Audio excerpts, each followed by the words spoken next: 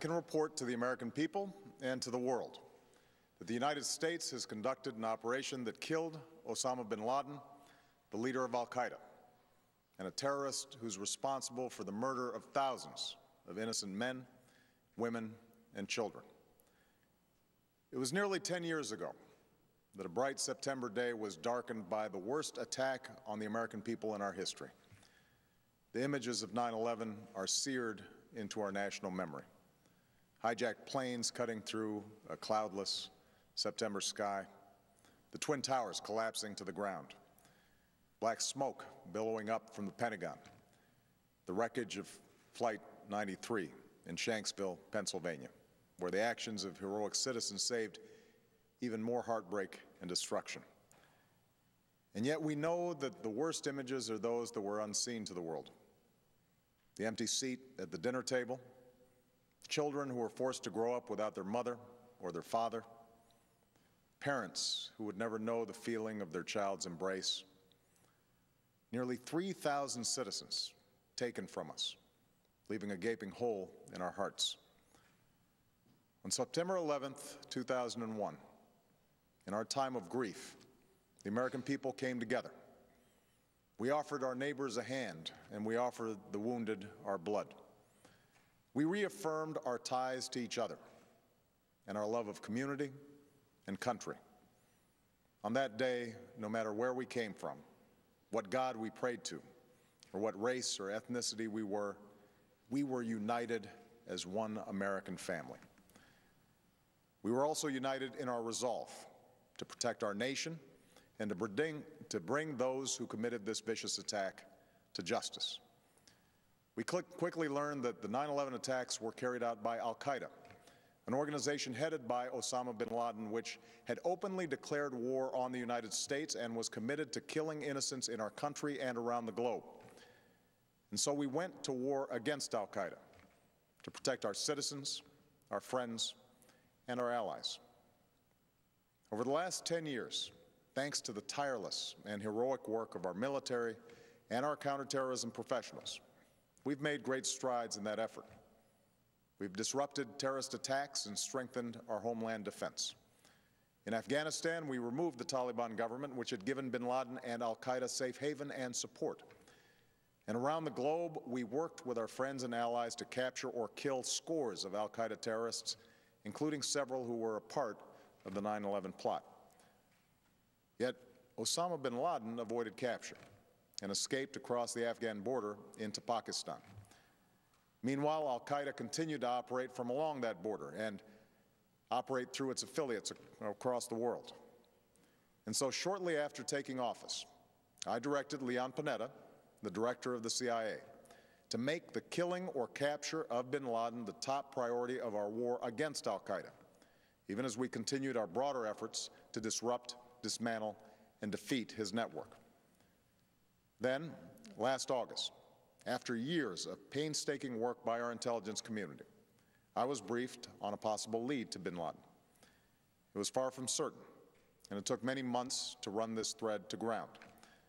I met repeatedly with my national security team as we developed more information about the possibility that we had located bin Laden hiding within a compound deep inside Pakistan.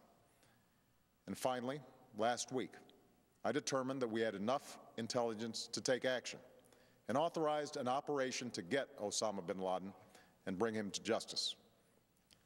Today, at my direction, the United States launched a targeted operation against that compound in Abbottabad, Pakistan. A small team of Americans carried out the operation with extraordinary courage and capability. No Americans were harmed. They took care to avoid civilian casualties. After a firefight, they killed Osama bin Laden and took custody of his body. For over 2 decades, bin Laden has been al-Qaeda's leader and symbol, and has continued to plot attacks against our country and our friends and allies. The death of bin Laden marks the most significant achievement to date in our nation's effort to defeat al-Qaeda. Yet his death does not mark the end of our effort. There's no doubt that al-Qaeda will continue to pursue attacks against us.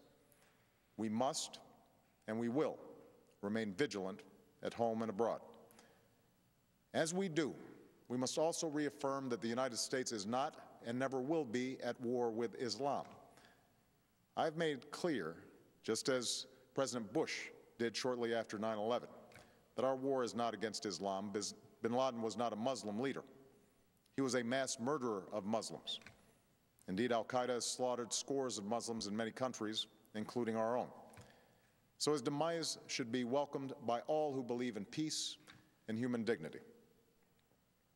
Over the years, I've repeatedly made clear that we would take action within Pakistan if we knew where bin Laden was.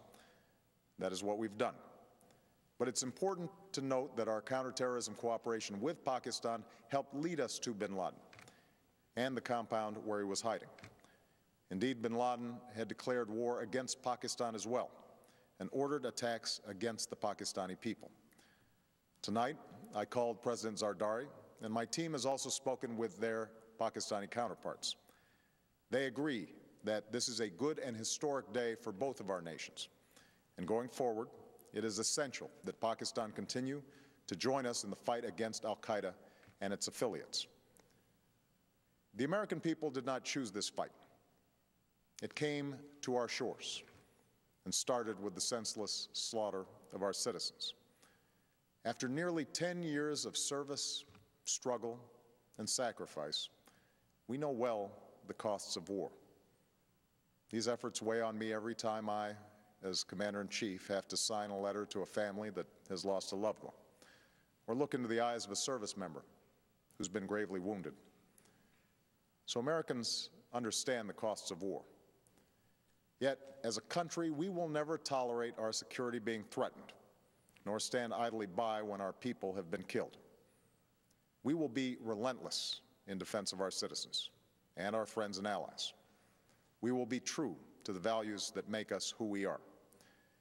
And on nights like this one, we can say to those families who have lost loved ones to al-Qaeda's terror, justice has been done.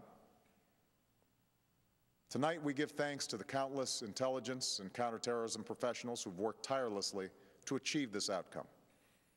The American people do not see their work nor know their names, but tonight they feel the satisfaction of their work and the result of their pursuit of justice. We give thanks for the men who carried out this operation, for they exemplify the professionalism, patriotism, and unparalleled courage of those who serve our country.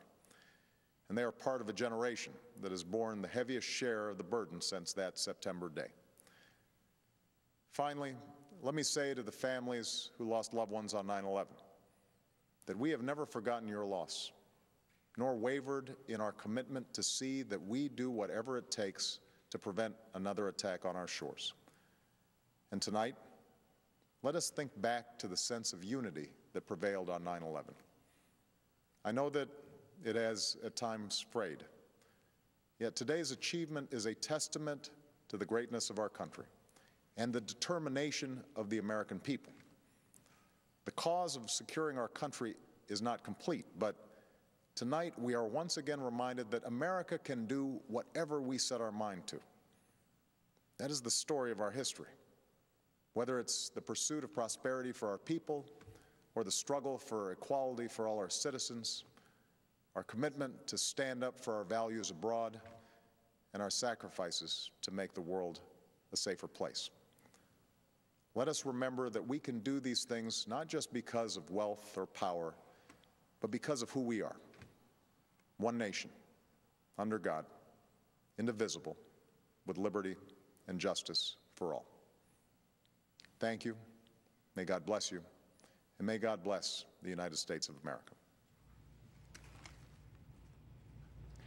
President Obama at the White House with the historic announcement that Osama bin Laden has been killed by U.S. forces.